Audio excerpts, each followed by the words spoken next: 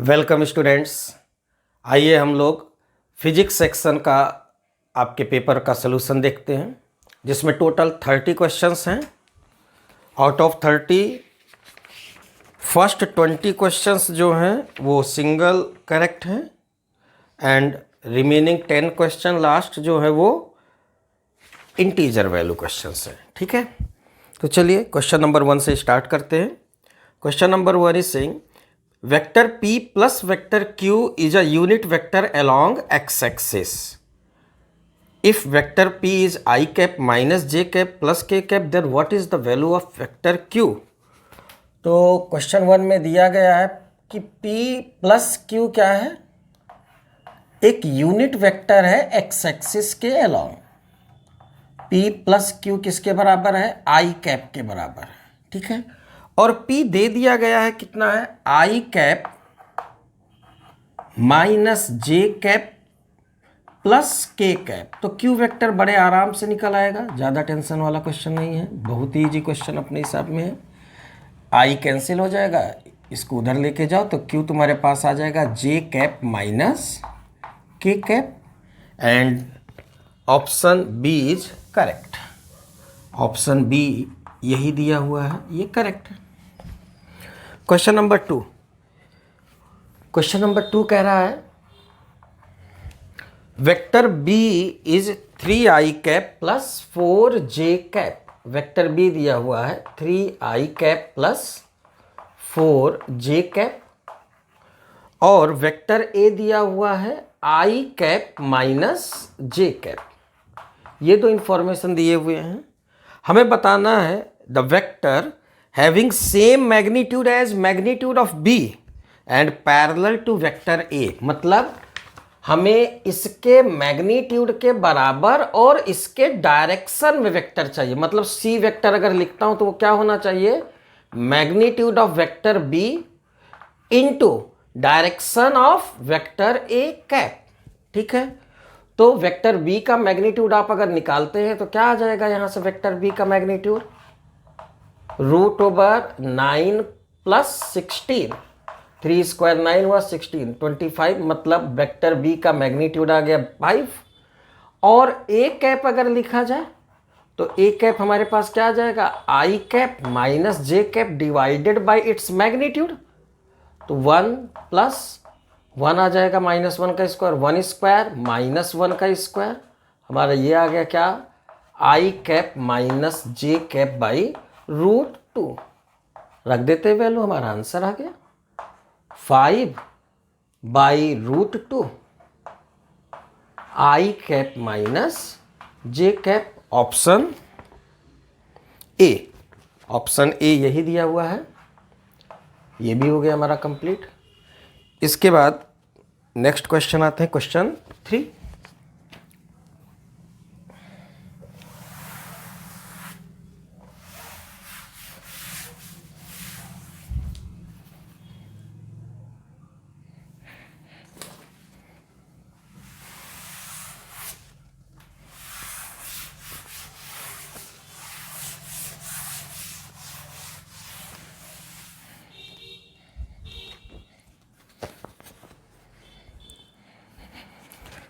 Question number 3. The relation between time and distance for a straight line motion is t is equal to, question number 3 में दिया हुआ है t is equal to 2x square plus 3x, 2x square plus 3x।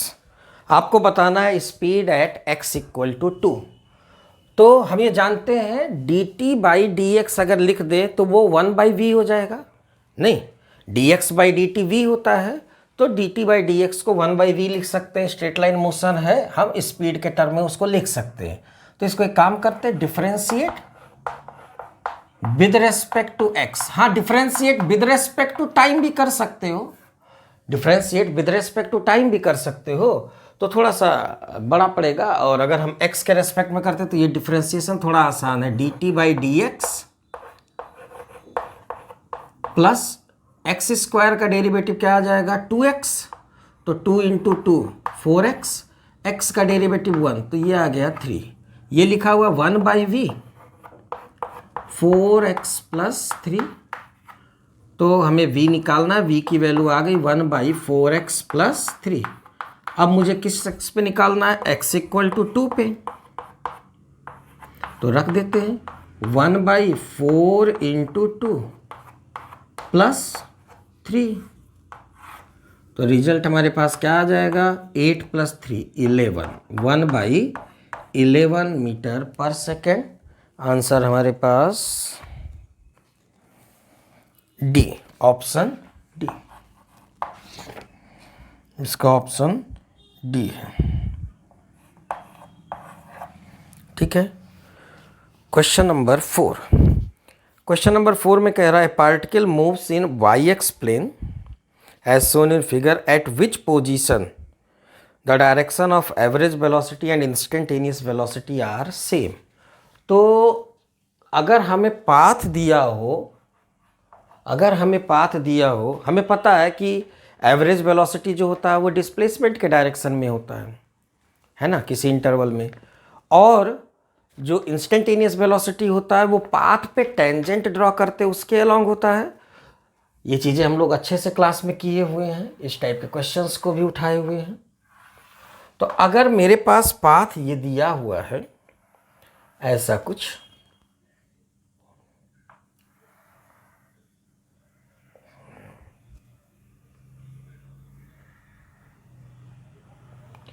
यहाँ पे point बोला गया है A है, यहाँ पे पॉइंट B है, यहाँ पे पॉइंट C है, यहाँ पे अप्रॉक्सीमेटली पॉइंट थोड़ा सा आगे D दिया हुआ, वाई एक्स प्लेन में ये पाथ दिया हुआ, इसी पाथ पे पार्टिकल ऐसे ऐसे चल रहा है। तो जब यहाँ से डिफरेंट लाइन ड्रॉ करो, डिफरेंट लाइन ड्रॉ करने की कोशिश करो, तो देखो जरा, इस पे टेंजेंट ये होगा, वेलोसिटी का डायरेक्शन ये होगा, इंस्टेंटेनियस वेलोसिटी, एवरेज वेलोसिटी का डायरेक्शन तो ये आ जाएगा, कुछ डिस्प्लेसमेंट मिलाओगे तो दोनों लाइन ए पे टेंजेंट, और ये पॉइंट जो रहा इसको कोई नाम दे देता हूं, सपोज ओ पॉइंट या एम पॉइंट से स्टार्ट किया, ठीक है।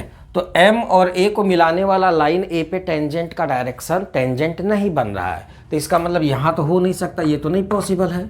बी पे आकर के देखे तो बी पे सीधा खींचो तो हाँ बी पे पॉसिबल है, बी पे ये टेंजेंट भी है, और A B M B line जो है ये हमारा एम बी लाइन जो है उसको आगे बढ़ा दिया जाए तो बी पे टेंजेंट भी है, तो इस जगह पे instantaneous velocity average velocity same हो जाएगा।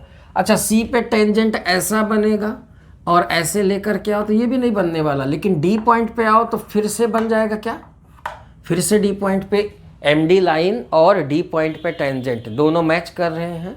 इसका मतलब हमारे पास बी और डी दो ऐसे पॉइंट्स हैं, बी और डी मतलब ऑप्शन 2 और ऑप्शन 4, ये दो ऐसे पॉइंट्स हैं जिस पे एवरेज वेलोसिटी और इंस्टेंटेनियस वेलोसिटी सेम होगा। Second B and fourth D, इसको दिया हुआ किस ऑप्शन में, ऑप्शन 4, ऑप्शन डी करेक्ट हो गया। क्लियर है पॉइंट ये। चलिए तो हम बात करते हैं नेक्स्ट क्वेश्चन की। अब क्वेश्चन नंबर 5,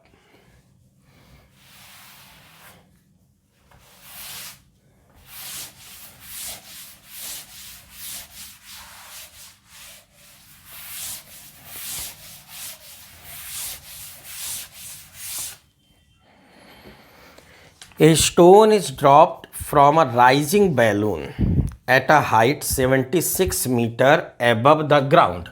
Question number 5.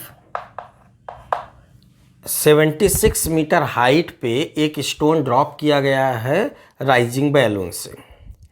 बोल रहा है the end reaches the ground in 6 second. Stone drop किया फिर ग्राउंड पे पहुंचा 6 सेकेंड बाद। What was the velocity of balloon when the stone was dropped, take g equal to 10 metre per second square.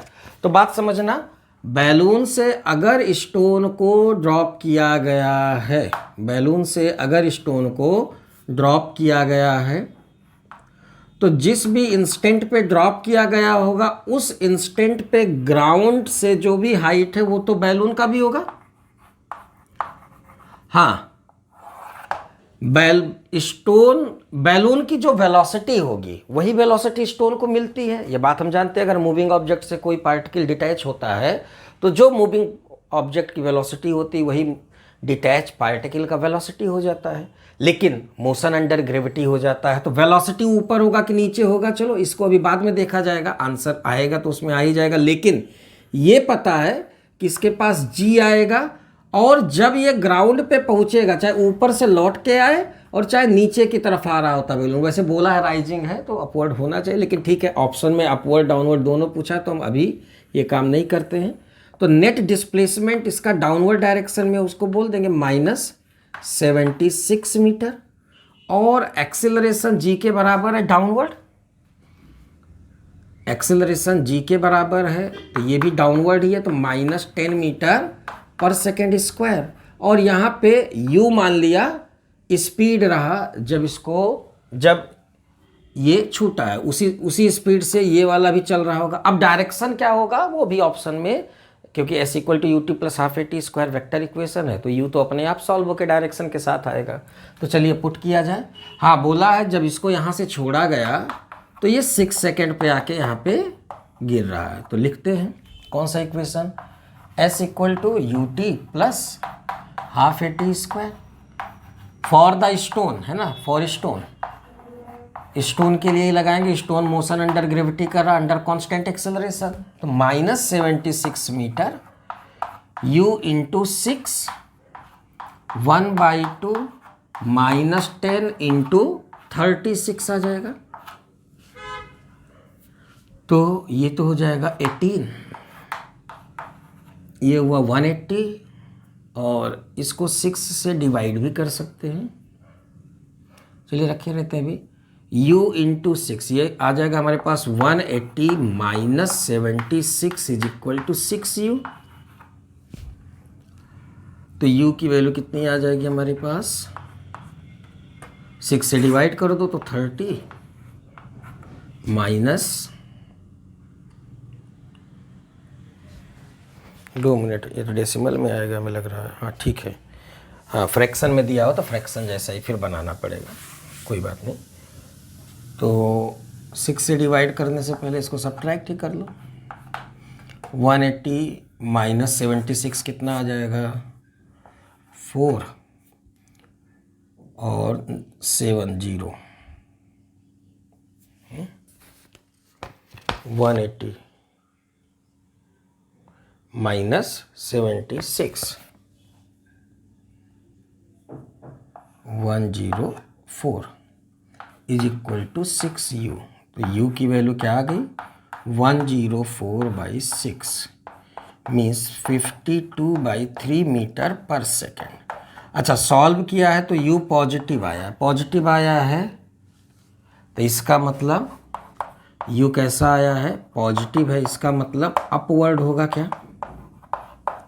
तो जिस टाइम पे stone balloon से छूटा होगा, है ना, डिटैच हुआ होगा, उस टाइम पे बैलून अपवर्ड डायरेक्शन में चल रहा होगा, और किस स्पीड से चल रहा होगा, 52/3 मीटर पर सेकेंड। तो ऑप्शन कौन सा सही हो गया, option A is correct, option A is correct. चलिए क्वेश्चन नंबर 5 भी हो गया, आगे बढ़ते हैं क्वेश्चन नंबर 6।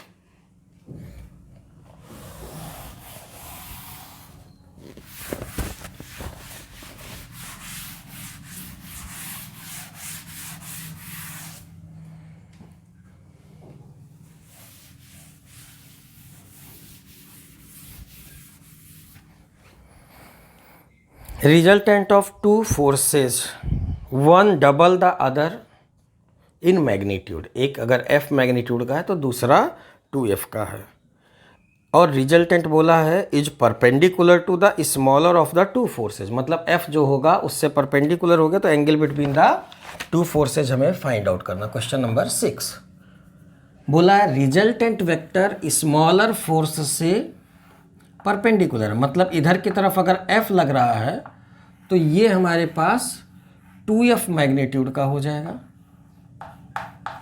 और रिजल्टेंट क्या बोला है, रिजल्टेंट बोला है कि इससे परपेंडिकुलर है। तो तो हमें इनके बीच का एंगल बताना है। तो हमें ये पता है कि अगर इसको आगे बढ़ा दे तो दोनों को इनिशियल बन जाएंगे। तो ये वाला एंगल हमें फाइंड आउट करना है, ये एंगल हमें फाइंड आउट करना है। तो ये फाइंड आउट करने के लिए हम इधर से चल लेते हैं। अगर मैं इसको अल्फा लिख देता हूँ तो देखो जरा, f/2f कॉस अल्फा हो जाएगा क्या?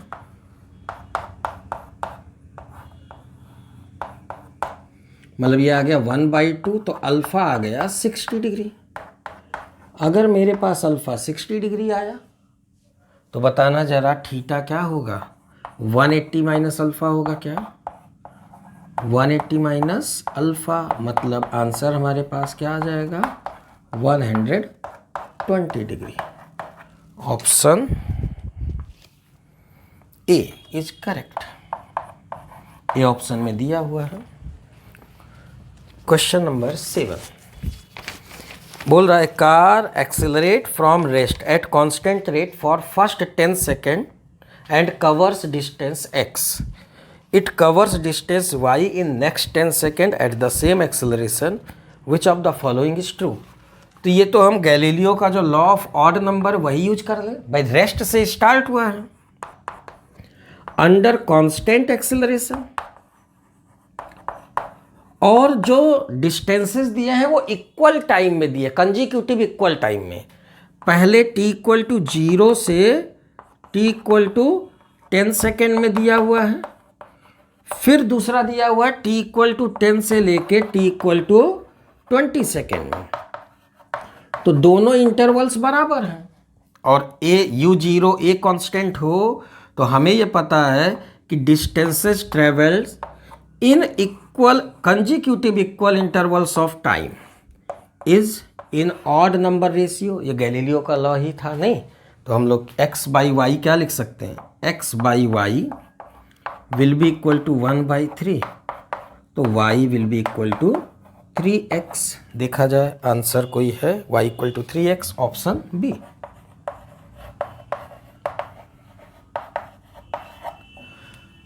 क्वेश्चन नंबर 7 भी हो गया। आगे बढ़ते हैं। पैराग्राफ टाइप क्वेश्चन आ गया। क्वेश्चन नंबर 8,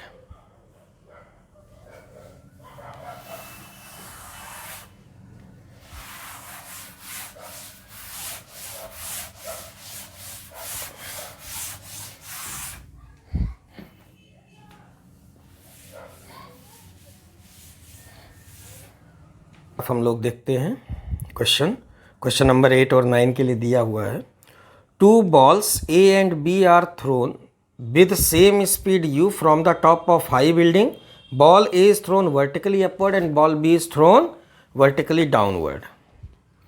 तो क्वेश्चन नंबर 8 में बोला है कि अगर A का टाइम 6 सेकेंड हो और B का टाइम ऑफ फ्लाइट 2 सेकेंड हो तो बताना है कि हाइट ऑफ बिल्डिंग क्या होगा, और 9 वाले क्वेश्चन में कि दोनों का स्पीड क्या रहा होगा। तो क्वेश्चन कह रहा है, क्वेश्चन 8 और 9 के लिए पैराग्राफ में बोला है कि एक टावर से इसको थ्रो किया गया है।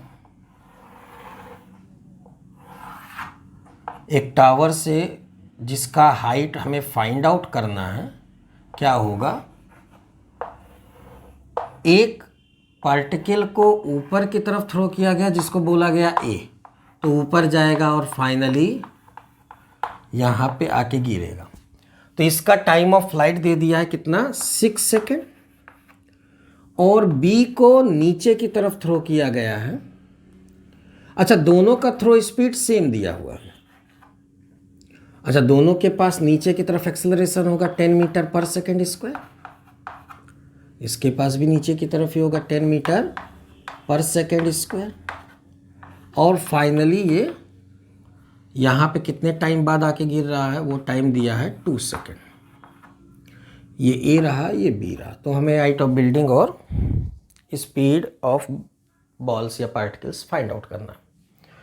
तो ए के लिए अगर देखा जाए तो डिस्प्लेसमेंट -h है और इनिशियल वेलोसिटी अपवर्ड है तो पॉजिटिव होगा। u into time of motion कितना हुआ 6 सेकेंड -1/2 10 इंटू 36 इसको 18 लिख लेते हैं। तो यहाँ से हमारे पास क्या आ जाएगा relation, -h is equal to 6u minus 180। ठीक है, एक इक्वेशन बना लिया इसको। दूसरे के लिए इंफॉर्मेशन दिया है कि उसका भी तो डिस्प्लेसमेंट नीचे की तरफ ही हुआ है, और कितने सेकंड में, 2 सेकंड में। लेकिन ध्यान देना इसकी वेलोसिटी नीचे की तरफ है, तो साइन कन्वेंशन में ये नेगेटिव हो जाएगा, नहीं तो -u इंटू 2 -1/2 10 इंटू 4 आ जाएगा। तो सॉल्व करोगे इसको भी 2 टाइम्स कैंसिल होगा, तो ये -h इज इक्वल टू क्या आ गया, -2u -20। तो h और u फाइंड करना, 2 इक्वेशन 2 अननोन, आ जाएगा आंसर। निकाल देते हैं, दोनों एक साथ आंसर निकाल लेते हैं। आसानी से देखते हैं सॉल्व करने का तरीका, फ्रॉम 1 एंड 2। दोनों इक्वेशन का लेफ्ट हैंड साइड -h लिखा है, और राइट हैंड साइड, अगर लेफ्ट हैंड साइड इक्वल होगा तो राइट हैंड साइड भी इक्वल ही होगा। क्लियर है ये बात? तो हमारे पास क्या आ जाएगा, 6u minus 180 is equal to -2u -20। इसको इधर ले आओ तो हो गया 8u, और ये उधर जाएगा 180 -20 तो 160। तो u की वैल्यू आ गई 20 मीटर पर सेकेंड। मतलब क्वेश्चन नंबर 9 पहले सॉल्व हो गया ना। क्वेश्चन नंबर 9 में पूछा है स्पीड, तो ये क्वेश्चन 9 का आंसर हुआ, आंसर ऑफ क्वेश्चन 9। और कौन सा ऑप्शन हुआ, ऑप्शन सी। अब u की वैल्यू किसी एक इक्वेशन में रख दो, h आ जाएगा। Put u equal to 20 metre per second in equation 1, तो -h is equal to 20 into 6 120 minus 180, तो h की वैल्यू आ गई 60 मीटर। ये आया हमारा आंसर ऑफ क्वेश्चन 8। और ऑप्शन दिया हुआ है बी। चलिए, तो एक पैराग्राफ कंप्लीट हुआ, क्वेश्चन नंबर 9 तक हो गया। अगला बात करते हैं नेक्स्ट पैराग्राफ के लिए।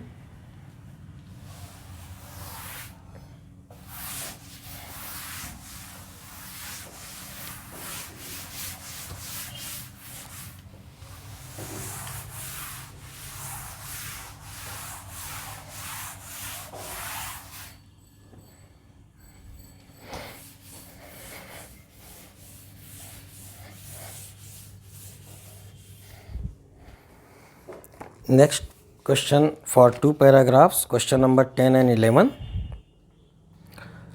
वेलोसिटी टाइम ग्राफ दिया हुआ है, particle moving on straight line.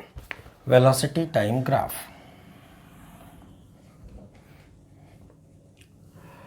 Velocity time graph सब स्ट्रेट लाइन ग्राफ्स ही हैं।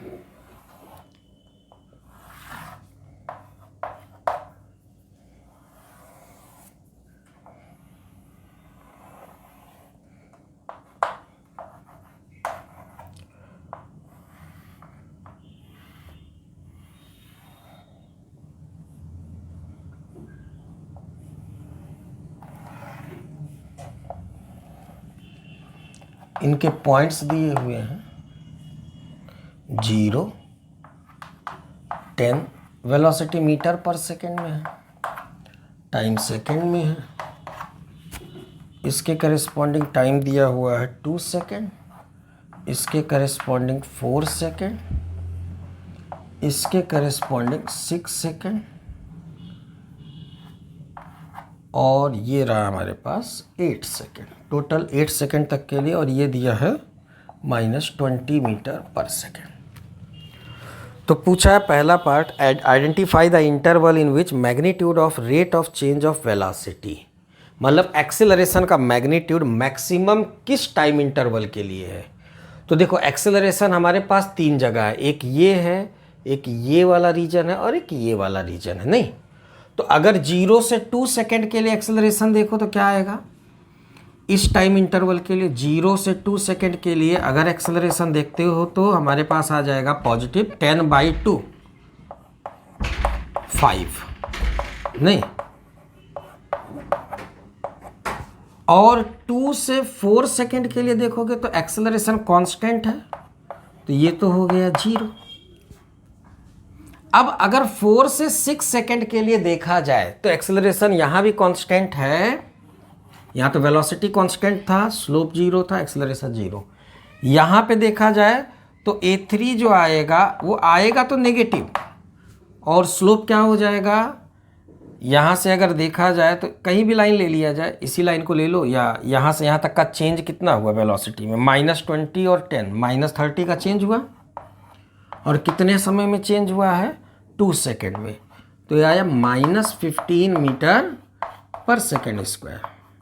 ठीक है, और यहाँ से यहाँ तक के इंटरवल में देखो तो ज़रा तुम्हारे पास a4 कितना आ गया, पॉजिटिव स्लोप आ रहा है, चेंज इन वेलोसिटी कितना हुआ 20 का, और टाइम इंटरवल लगा कितना 2 सेकेंड, तो ये आया 10 मीटर पर सेकेंड स्क्वायर। तो मैक्सिमम मैग्नीट्यूड ऑफ एक्सेलरेशन क्या a3 है, यही वो रीजन है जहाँ पे मैग्नीट्यूड ऑफ dv/dt मैक्सिमम है, तो वो टाइम कौन सा हो गया, 4 सेकेंड से लेकर के 6 सेकेंड। तो क्वेश्चन नंबर 10 का आंसर हुआ सी। क्वेश्चन नंबर 10 का क्या आया आंसर, ऑप्शन सी आएगा, 4 to 6 सेकेंड। क्वेश्चन नंबर 11 क्या बोल रहा है, हमें इसको एक्सेलरेशन टाइम ग्राफ में करेक्टली रिप्रेजेंट करना। चलिए, तो बन ही गया एक्सेलरेशन। 0 से 2 के लिए कांस्टेंट एक्सेलरेशन 5, 2 से 4 के लिए 0, 4 से 6 के लिए -15, फिर 6 to 8 के लिए +10। तो हमारे पास एक्सेलरेशन कांस्टेंट ही आना है या तो 0 आना है, और जो जो एक्सेलरेशन की वैल्यू आनी उसको पहले मैं एक्सेलरेशन एक्सिस पे ड्रॉ कर लेते। पहले आया 5, फिर 0 हो गया है, फिर -15 हो गया है, और फिर +10 हो गया है। ठीक है, तो अब 5 कितनी देर के लिए था, 0 से 2 सेकेंड के लिए, 2 सेकेंड तक के लिए कितना एक्सेलरेशन रहा, 5 मीटर पर सेकेंड स्क्वायर। फिर बोल रहा है 2 से 4 के लिए तो 0 है, 2 से 4 के लिए तो एक्सेलरेशन 0 है, थोड़ा डार्क लाइन बना दे रहा हूं, है ना। ठीक, फिर 4 to 6 सेकेंड के लिए -15 है, तो नीचे आ जाएगा,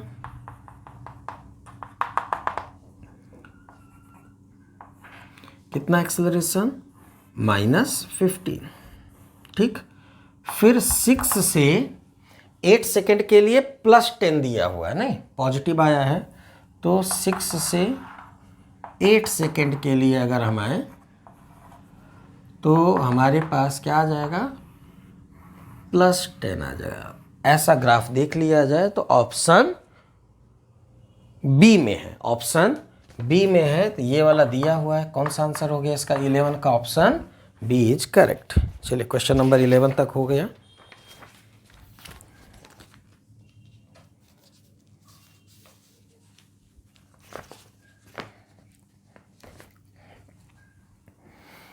question number 12,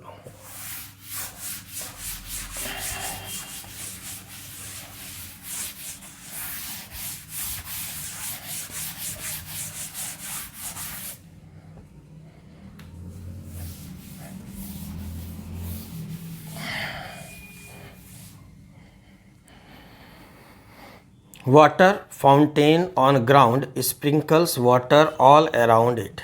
If the speed of water coming out the fountain is v, maximum total area around the fountain that gets wet is। देख बेटा, मैक्सिमम एरिया तुम्हें अगर मैक्सिमम एरिया को वेट देखना है तो जब फाउंटेन हॉरिजॉन्टल से एंगल 45 बना रहा होगा तभी रेंज मैक्सिमाइज हुआ होगा। तो ए मैक्स जो आएगा वो किसके बराबर आएगा, पाई इंटू रेंज की मैक्सिमम वैल्यू स्क्वायर, और रेंज की मैक्सिमम वैल्यू हम जानते हैं 45 के करेस्पॉन्डिंग क्या होता है, v²/g होता है। तो हमारा आंसर आ गया pi v to the power 4 divided by g square. Option A pi, ना ऑप्शन ए नहीं है, option B pi v to the power 4 g square divide किया। Option B is correct. Question number 13। Question number 13।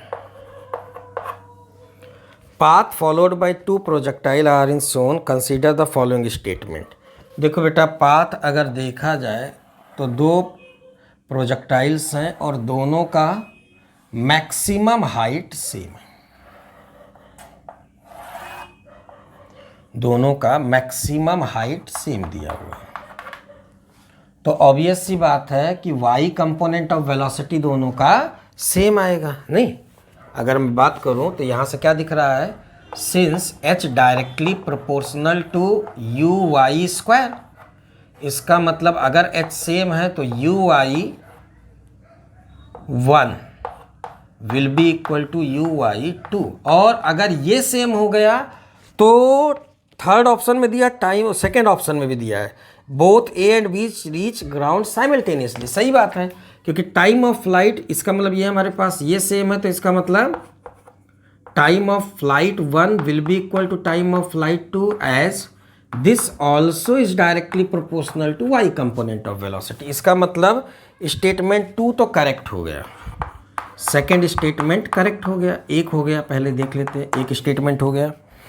Average velocity, अब first की बात करते हैं, average velocity of B is greater than A. देख बेटा, ए वाला ये रहा और बी वाला ये रहा, तो एवरेज वेलोसिटी क्या होता है, डिस्प्लेसमेंट बाय टाइम। तो ए का जो डिस्प्लेसमेंट है वो कम आया है और बी का डिस्प्लेसमेंट ज़्यादा आया है, आर ए और आर बी, लेकिन टाइम ऑफ फ्लाइट सेम है, तो एवरेज वेलोसिटी ऑफ ए जो आएगा वो आर ए बाई टी, और एवरेज वेलोसिटी ऑफ बी जो आएगा वो आर बी बाई टी। अब आर ए आर बी से छोटा है, तो इसका मतलब average velocity of B will be greater than A आ जाएगा, R B is greater than R ए।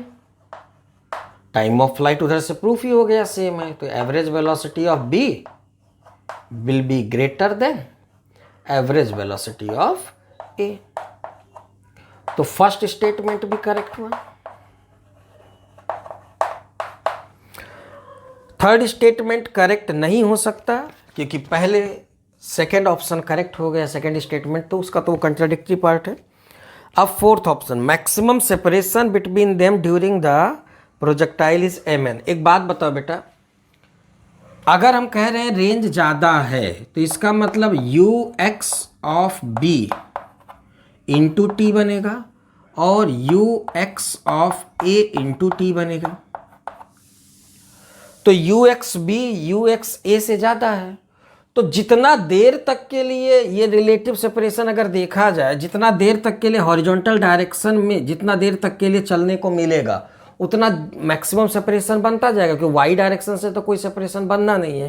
तो ये जो m और n आएगा, this will be maximum separation. समझ में आई बात, ये मैक्सिमम सेपरेशन होगा। तो हमारा आंसर फोर्थ भी सही हो गया, स्टेटमेंट फोर्थ भी सही होगा, फोर्थ भी करेक्ट हो गया। तो इसका मतलब option 1, 2 and 4 only C, option C is correct.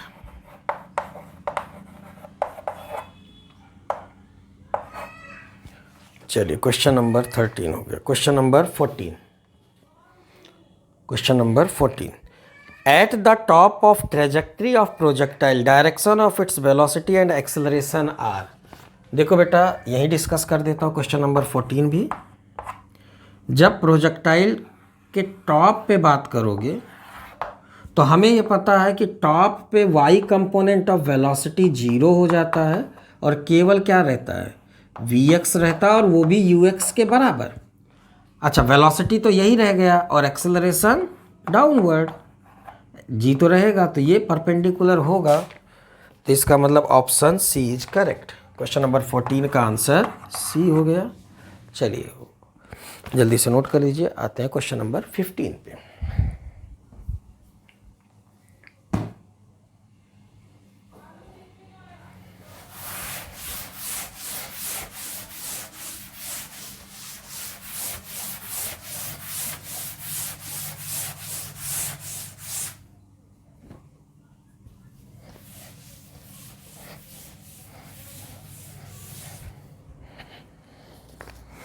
Question number 15.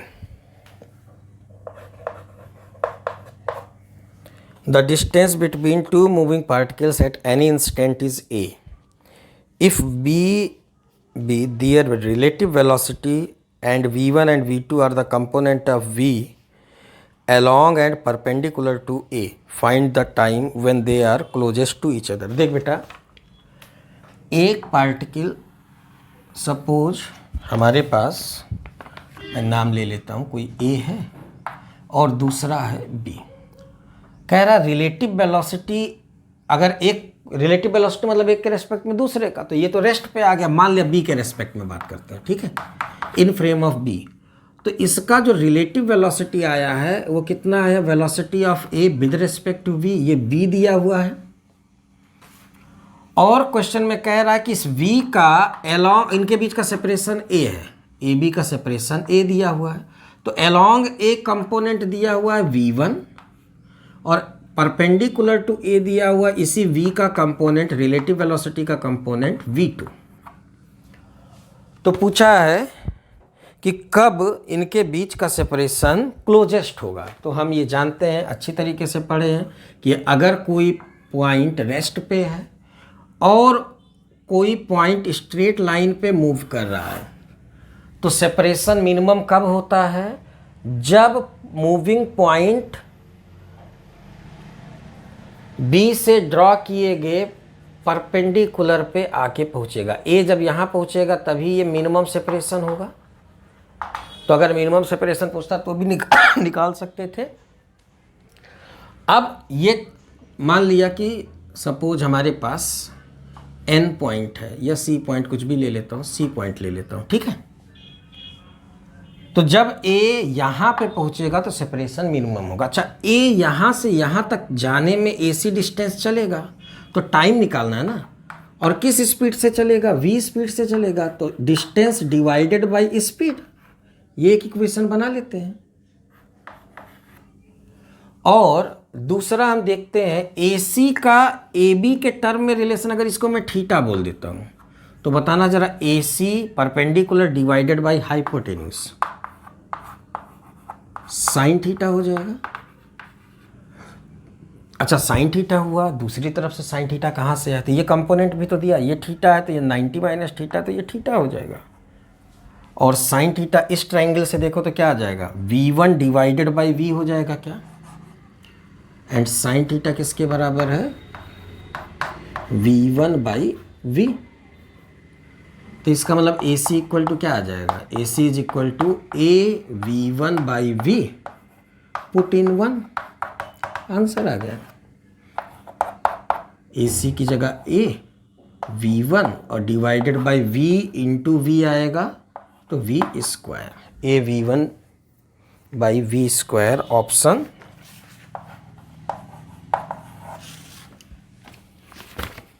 चलिए क्वेश्चन नंबर 16.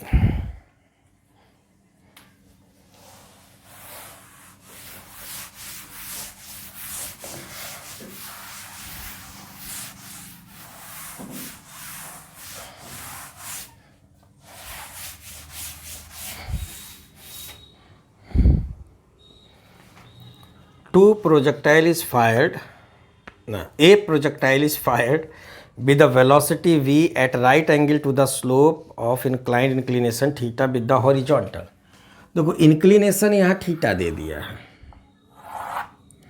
इंक्लिनेशन थीटा दे दिया है. तो इसका मतलब इधर की तरफ जो कंपोनेंट ऑफ एक्सेलरेशन आएगा वो आ जाएगा हमारे पास, मान लो ये जी ही था, तो जी का कंपोनेंट इस डायरेक्शन में और इस डायरेक्शन में निकाल लेते पहले, ये थीटा, तो ये आ गया जी कॉस थीटा और ये आ गया जी साइन थीटा. और बोला कि परपेंडिकुलर प्रोजेक्ट किया गया है, तो पूछा रेंज क्या होगा, इधर से प्रोजेक्ट किया गया है विद स्पीड v, तो ऐसा कुछ चल के आएगा, यहाँ गिरेगा, ठीक है. तो हमें ये पता है टाइम ऑफ फ्लाइट बड़े आराम से निकाल सकते हैं. टाइम ऑफ फ्लाइट क्या हो जाएगा हमारे पास, यहाँ से यहाँ तक आने का समय पता है, एंगल ऑफ प्रोजेक्शन 90 डिग्री है, ये क्वेश्चन नंबर 16 है. तो t is equal to 2v sine 90 और डिवाइडेड बाई परपेंडिकुलर डायरेक्शन में कंपोनेंट ऑफ एक्सेलरेशन जी का जी कॉस थीटा, तो 2v by g cos theta, ये टाइम ऑफ फ्लाइट आ गया। हमें पता है ना 2v sine theta upon g cos alpha होता था, या 2v sine alpha upon g cos theta लिख ले, एक ही बात है। यहाँ थीटा दे दिया तो अल्फा के टर्म में नहीं लिख रहे हैं। टाइम ऑफ फ्लाइट का ये फॉर्मूला होता था, या ऐसे लिख लो 2v sine alpha by g cos beta, जहाँ पे क्या आ जाएगा, इससे एंगल अल्फा और ये बीटा, बस। तो यहाँ अल्फा की वैल्यू 90 डिग्री दी है और बीटा की जगह पे थीटा दिया, तो टाइम ऑफ फ्लाइट पता है। और यूएक्स कंपोनेंट, अगर मैं इसको एक्स एक्सिस बोलता हूँ और इसको वाई एक्सिस बोल दूँ तो यूएक्स कंपोनेंट 0 है। तो हमें जब रेंज निकालना होगा अलोंग द प्लेन, तो हमारा जी साइन थीटा ही एक्सेलरेट कराएगा। तो रेंज इक्वल टू क्या आ जाएगा, u x t plus half g sine theta into t square. ये तो 0 है, 1/2 g sine theta into 4v square by g square cos square theta. तो ये 2 टाइम्स कैंसिल हो गया, एक g कैंसिल हो जाएगा, तो 2v स्क्वायर बाई जी। अच्छा, sine theta by cos theta को टेन थीटा लिख सकते हो, और 1 बाई कॉस थीटा बचेगा तो उसको सेक थीटा लिख देते हो। हमारा आंसर मैच कर जाना चाहिए, 2v square by g tan theta sec theta, option C. ठीक है, चलिए आते हैं next question number 17। Relative motion का प्रॉब्लम है, boat river boat problem.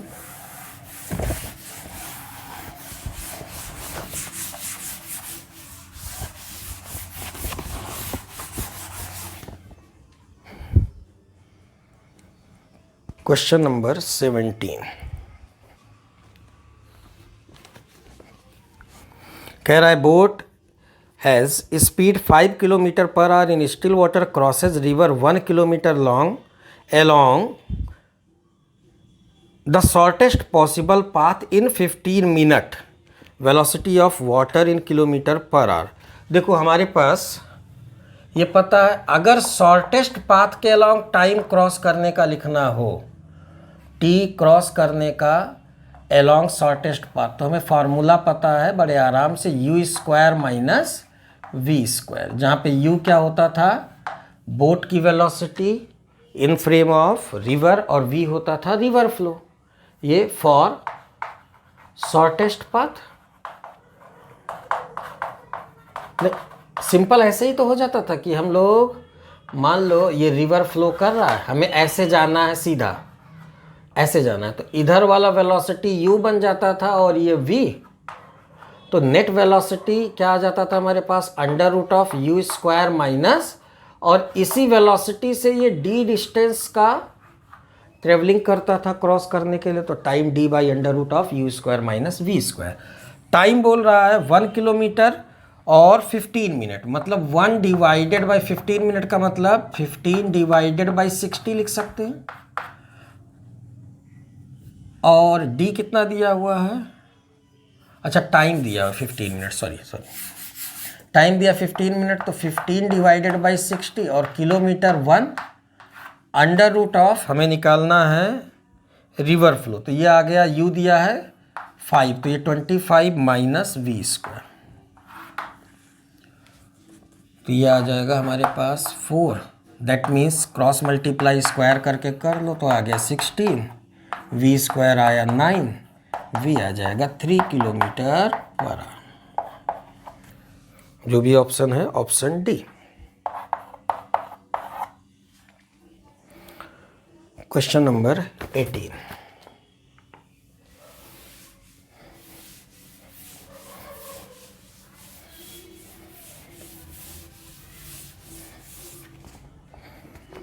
Question number 18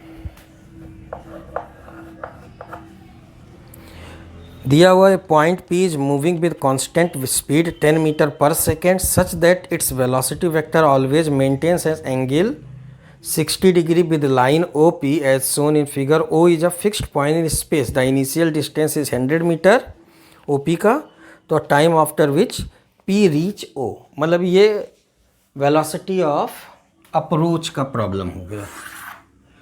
P यहाँ पे है, O यहाँ पे है, और ये फिक्स्ड है इनिशियली, और इसके पास है 100 मीटर इनके बीच में डिस्टेंस। ओपी लाइन से हमेशा इसका वेलोसिटी कितना एंगल बना रहा है, 60 डिग्री। तो अब थोड़ी देर बाद, और ये 10 मीटर पर सेकंड, थोड़ी देर बाद इस लाइन पे जब चलेगा तो अब ओपी लाइन तो ये हो जाएगा। थोड़ी देर बाद जैसे यहाँ आएगा, कहीं भी आएगा, तो ओपी लाइन हमारे पास जैसे थोड़ा सा dx भी चला तो ओपी लाइन हमारे पास ये आ जाएगा। तो तुम्हें वेलोसिटी इधर की तरफ बढ़ेगा और यही रखोगे तो तुम्हारा जो एंगल होगा वो इंक्रीज करने लगेगा, तो इसको इधर की तरफ घूमना पड़ेगा। समझे बात को कि नहीं?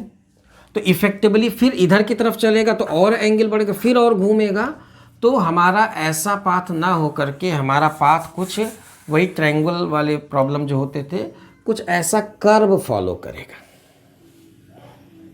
P पॉइंट कर्व फॉलो करेगा, फाइनली यहीं पे आएगा। मतलब जब भी तुम इसको अब मिलाओ, जब भी मिलाओगे तो तुम्हारा वेलोसिटी जो होगा इसके साथ कितना एंगल बना रहा होगा, फिर मिलाओगे, फिर वेलोसिटी इसके साथ, ये 10 मीटर पर सेकेंड हमेशा कितना एंगल बना रहा है, 60 डिग्री। तो इसका मतलब अगर मैं बात करूं कि हमेशा ये 60 डिग्री ही बना रहा है, 60 डिग्री किसके साथ, इस लाइन के साथ 60 डिग्री, तो हमेशा देखो तो ये 100 मीटर को कवर करने वाला जो वेलोसिटी वो होगा वो हमेशा 10 cos 60 रह जाएगा, और उससे टोटल डिस्टेंस कितना कवर करना है, 100 मीटर इसके साथ कोलाइड करने के लिए, पहुंचने के लिए। तो हम लोग यहाँ पे लिख पाएंगे टाइम किसके बराबर आ जाएगा, 100 divided by velocity of approach velocity कितनी आई हमारे पास, 10 cos 60 की वैल्यू होती है 1/2, तो आंसर कितना आ गया, 20 second, option C. Question number 18 हो गया। Question number 19,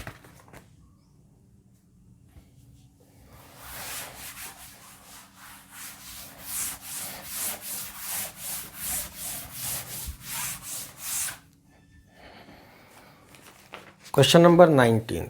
3 elephants A, B, C moving along same straight line with constant speed in same direction as shown in figure. Speed A is 5 meter per second, speed C is 10 meter per second. Initially separation between them is A and B is D and B and C is also D. When B catches C, separation between A and C becomes 3D. Then the speed of B will be okay. तो हम हाथी बना करके तो नहीं यहाँ solve करेंगे, हम पार्टिकल जैसा बना लेते हैं, ठीक, हमारे लिए पॉइंट पार्टिकल जैसे बना लेते हैं। और तीनों को एक ही लाइन में ना बनाने के बजाय अलग अलग बना लेंगे, थोड़ा समझने में आसानी होगा कैसे क्रॉस कर रहा है। पैरेलल ट्रैक बना लेते हैं और वो एक्चुअल में एक ही ट्रैक है, बगल बगल में चल रहे होंगे। हमारे पास ये ए रहा,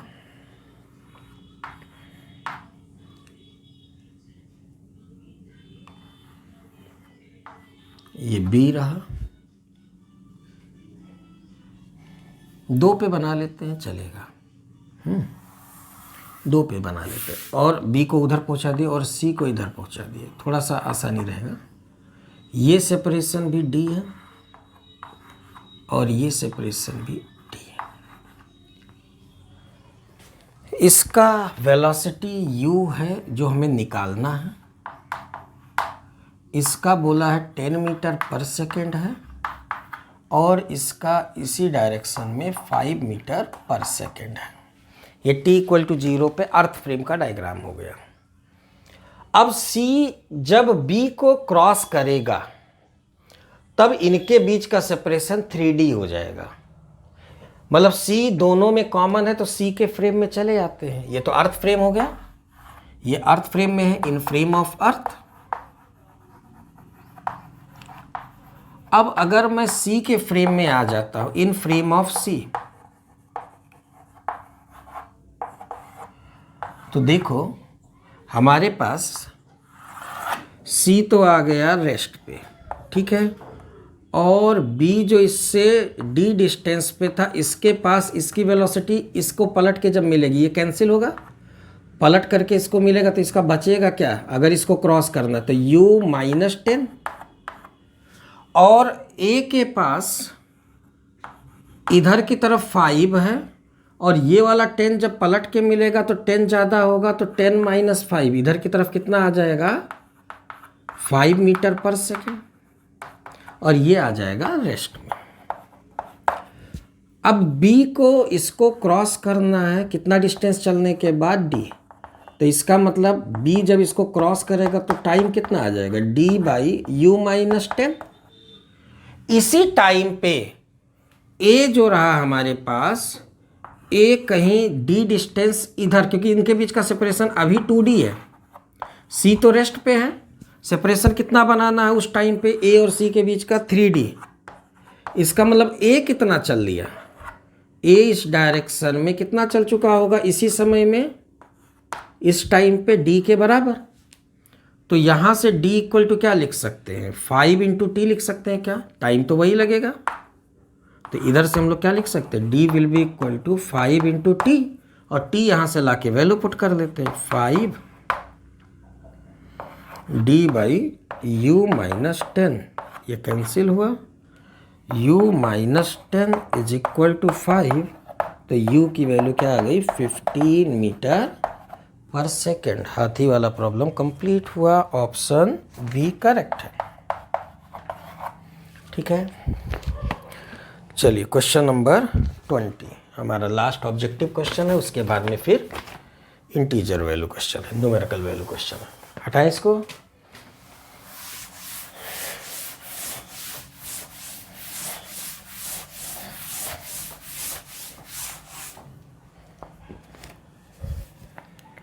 question number 20,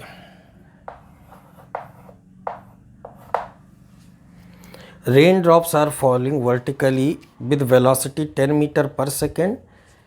Cyclist moving on straight road, raindrops coming with velocity 10 meter per second. Velocity of cyclist is, तो साइकिल की जो वेलोसिटी है ना, साइकिल की जो वेलोसिटी है वो मान लेता हूँ कि ये U के बराबर है, और रेन वर्टिकली गिर रहा किस स्पीड से, वेलोसिटी ऑफ रेन है 10 मीटर पर सेकेंड, और वेलोसिटी ऑफ साइकिल लिख लेता हूँ, यही वेलोसिटी ऑफ साइकिल VC ही लिख लेता हूँ।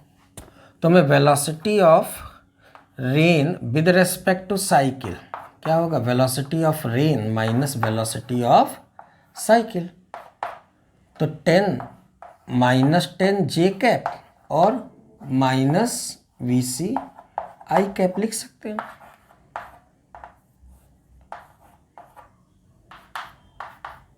वेक्टर बना लेता हूँ, तो मैग्नीट्यूड क्या आ जाएगा, 100 plus VC square VRC square, और VRC दिया हुआ कितना है 20, तो ये आ जाएगा 400, तो VC इज इक्वल टू क्या आ जाएगा, 300 का अंडर रूट करोगे तो 10√3, 10√3 मीन्स ऑप्शन बी। 20 तक का हुआ। नेक्स्ट आते हैं 21 क्वेश्चन पे।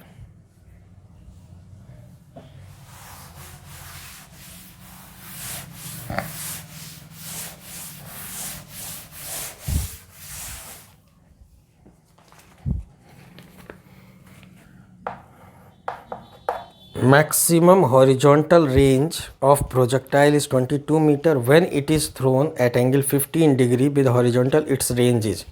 देखो बेटा, आर मैक्स जो होता है ये अभी थोड़ी देर पहले भी आया था, क्या आता है यू स्क्वायर बाई जी, और इसकी वैल्यू दी हुई है कितनी 22 metre.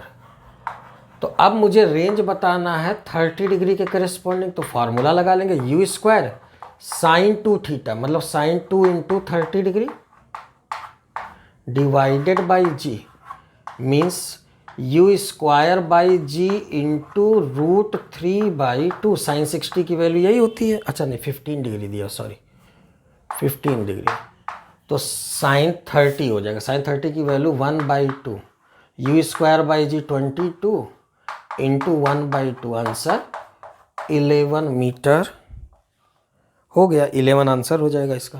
Question number 22, a particle moving on straight line covers half distance with speed 3 meter per second.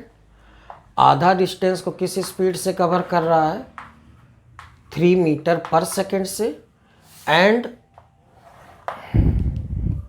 The other half distance is covered in 2 equal time.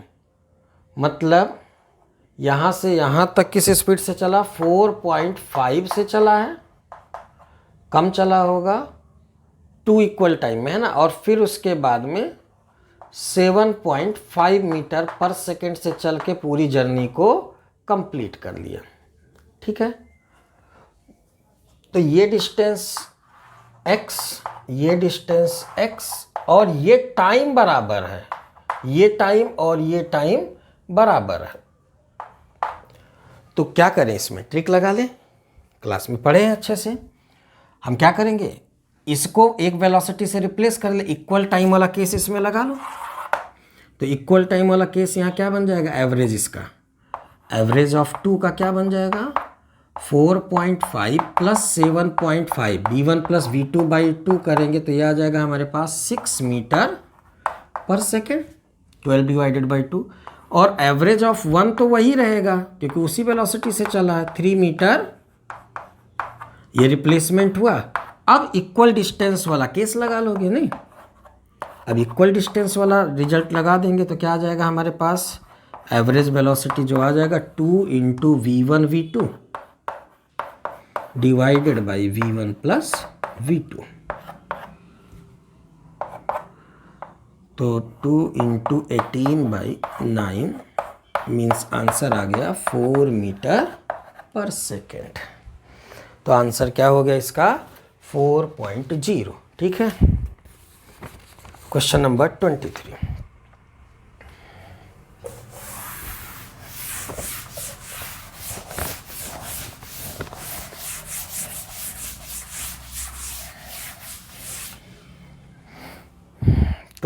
कह रहा है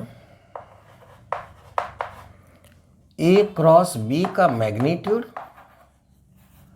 A डॉट B के बराबर है।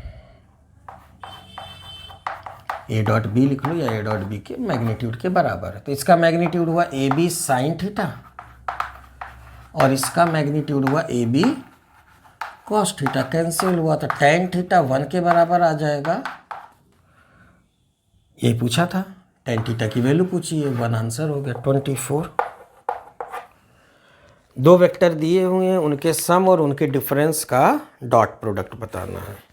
A दिया है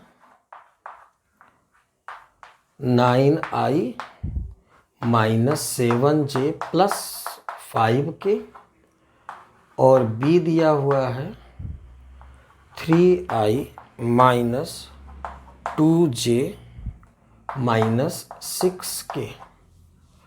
तो इन दोनों से A प्लस B क्या आ जाएगा, A प्लस B अगर निकाले कंपोनेंट ऐड हो जाएंगे, 12i minus 9j minus k। A minus B निकाले तो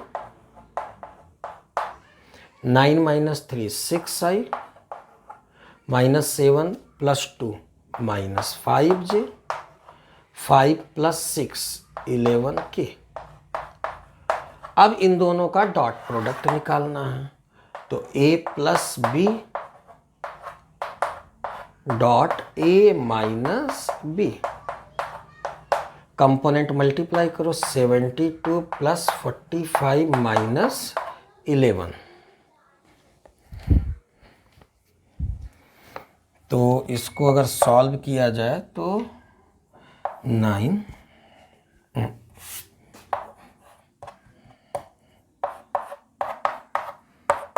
तो 106 आंसर होगा। ठीक है, 3 डिजिट तक आप लिख ही सकते हैं। 25 number question.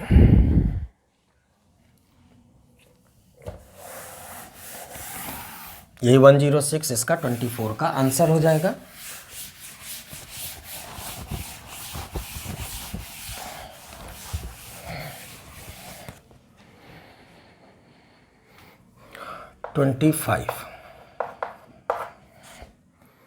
From the top of tower of height 20 meter, a boy drops one stone. 1 stone later, he throws another. 1 second later, he throws another stone vertically downwards so that both hit the ground together. देखो, पहले को drop किया गया है 20 metre height से, है ना, u equal to 0। तो इसका जो पहुंचने का समय लगेगा, मान लो वो t1 है, तो t1 की वैल्यू बड़े आराम से निकल आएगी, √2h/g, √20 डिवाइडेड बाई 10, कितना आया 4 सेकेंड। अब कह रहा एक को u स्पीड से 1 सेकेंड बाद, ये तो t इक्वल टू 0 पे थ्रो किया था, इसको t इक्वल टू 1 सेकेंड पे थ्रो किया विद स्पीड u, तो डिस्टेंस तो उतना ही चलना 20 मीटर। तो हमें बताना क्या है, किस स्पीड से फेंका गया है। ठीक है, तो नीचे की तरफ ही इसका 10 मीटर पर सेकेंड स्क्वायर होगा। तो अगर एक साथ पहुंच रहे तो टोटल समय, सॉरी 2 सेकेंड आया ना, 2 2 4, 2 सेकेंड, टोटल टाइम लगा 2 सेकेंड। तो इसका मतलब ये भी 2 सेकेंड पे ही पहुंचा है, तो इसका टाइम ऑफ मोशन कितना हुआ, 2 - 1 इज इक्वल टू 1 सेकेंड। बस 1 सेकेंड में डिस्प्लेसमेंट 20 मीटर नीचे की तरफ, तो लगा देते इस पार्टिकल के लिए 20 is equal to u into 1 plus 1/2 10 into 1 square. अच्छा, नीचे की तरफ ही पॉजिटिव मान लीजिए, सारा नीचे की तरफ ही था, तो ये 5 हो गया। u is equal to 15 meter per second. 15 answer हो गया। क्वेश्चन नंबर 26, ये 25 हमारा कंप्लीट हुआ। क्वेश्चन नंबर 26 कह रहा है एक वेक्टर a है 2i cap plus 3j cap minus 4k cap. Vector a है 2i plus 3j minus 4k, और वेक्टर b दिया हुआ है, वेक्टर b दिया हुआ है 4i plus 8j minus plus xk cap.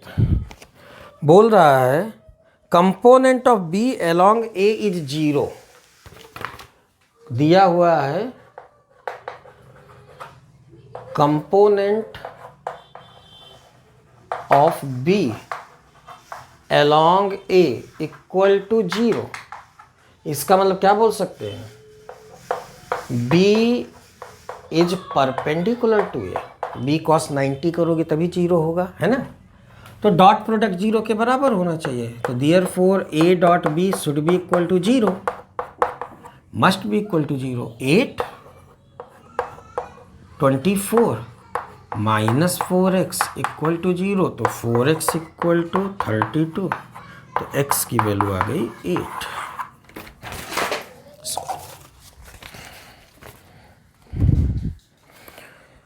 तो 26 भी हो गया, आंसर 8 आ गया इसका। चलिए 27 पे पहुंचते हैं।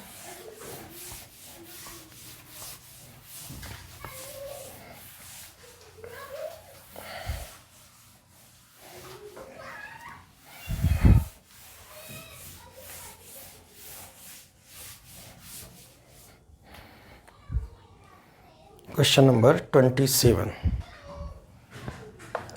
बहुत ही कॉमन सा क्वेश्चन, क्लास का ही है ना। A particle is projected from ground 10 metre per second at angle 60 degree with horizontal. Particle को ग्राउंड से थ्रो किया गया है 60 डिग्री पे with speed 10 metre per second.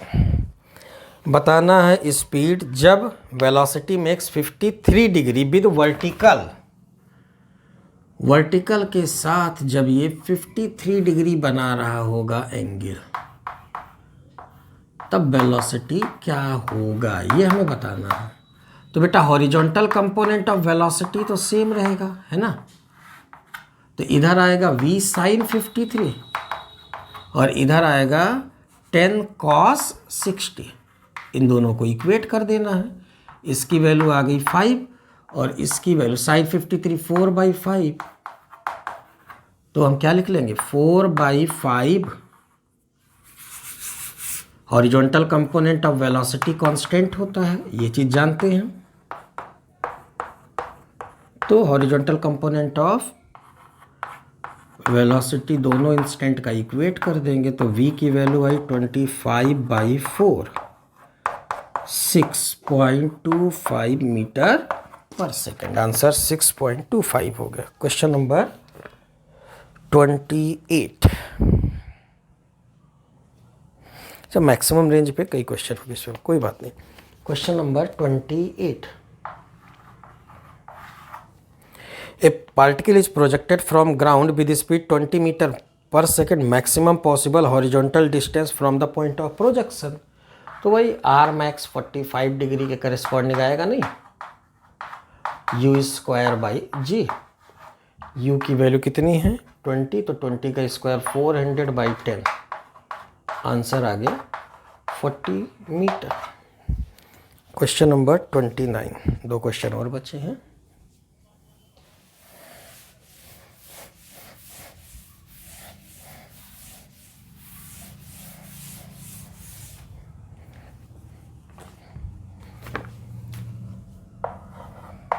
Question number 29। Equation of path of projectile is y = 4x - 2x²। बताना है range when returns back to initial horizontal plane. तो हमें ये पता है कि अगर पॉइंट ऑफ प्रोजेक्शन ओरिजिन है, नहीं दिया है तो ओरिजिन ही है, और वर्टिकल डायरेक्शन को y बोल दिया जाएगा। तो 0,0, तो ये क्या होगा r,0 होगा। तो y की जगह 0 रखो, x की जगह r रख दो, हो गया, इक्वेशन को सेटिस्फाई करेगा। तो 2r² = 4r, तो r की वैल्यू आ गई हमारे पास 2 metre, answer.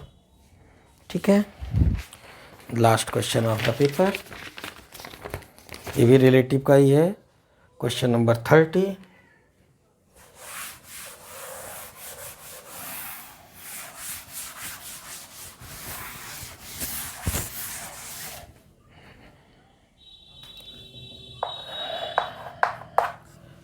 A swimmer crosses the river along the line making angle 45 degree with the direction of flow।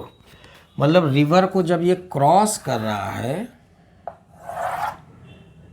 तो रिवर फ्लो से कितना एंगल बना रहा है 45 डिग्री।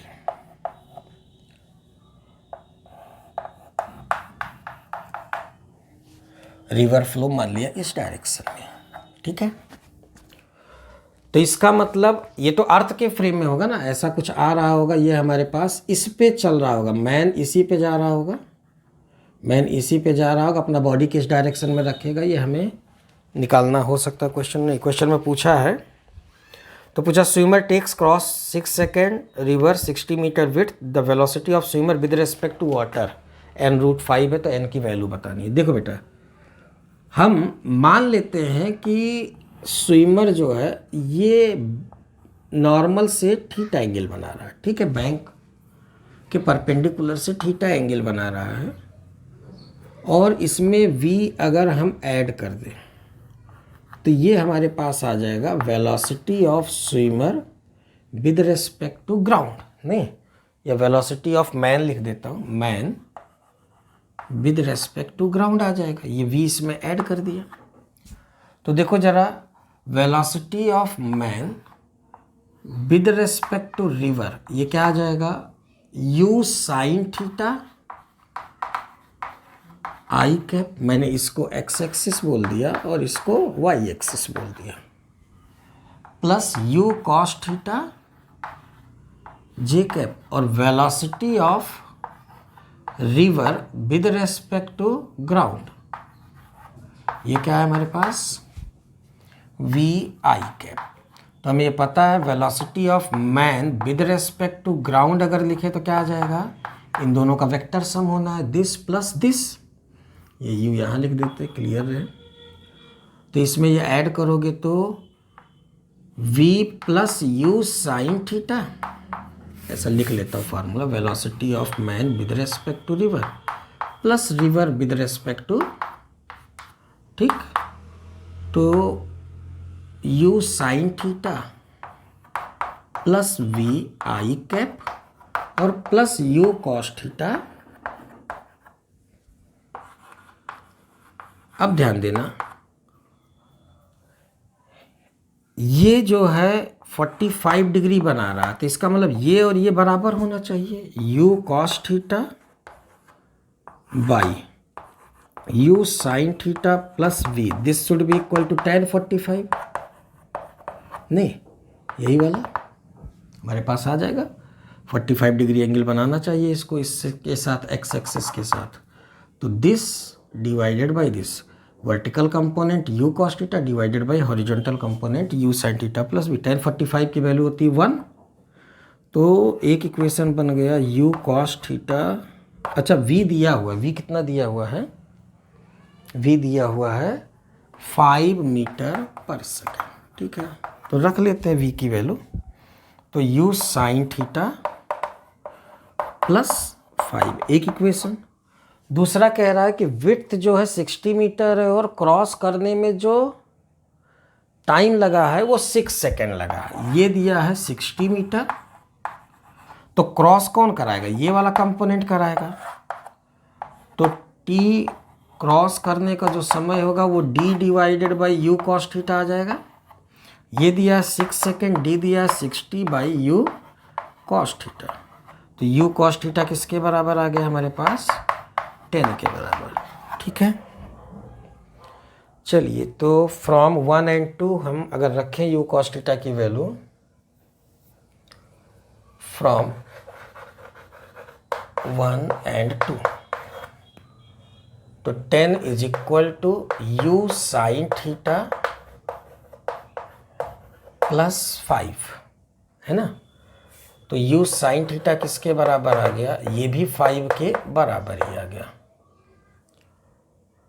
इसको इक्वेशन 3 बना लेते हैं। अब मुझे u निकालना है, तो 2 का स्क्वायर करके और इसका स्क्वायर करके ऐड कर दिया जाए 3 का, थीटा निकालना होता तो डिवाइड कर देते, तो 2 स्क्वायर प्लस 3 स्क्वायर, तो क्या आ जाएगा, u square sine square theta plus u square cos square theta, this is equal to 25 plus 100, तो u स्क्वायर कॉमन ले लेंगे, sine square theta plus cos square theta 1 होता है, ये आ गया 125, तो u स्क्वायर आया 25 इंटू 5, अंडर रूट निकाल दो तो आ गया हमारे पास 5 रूट,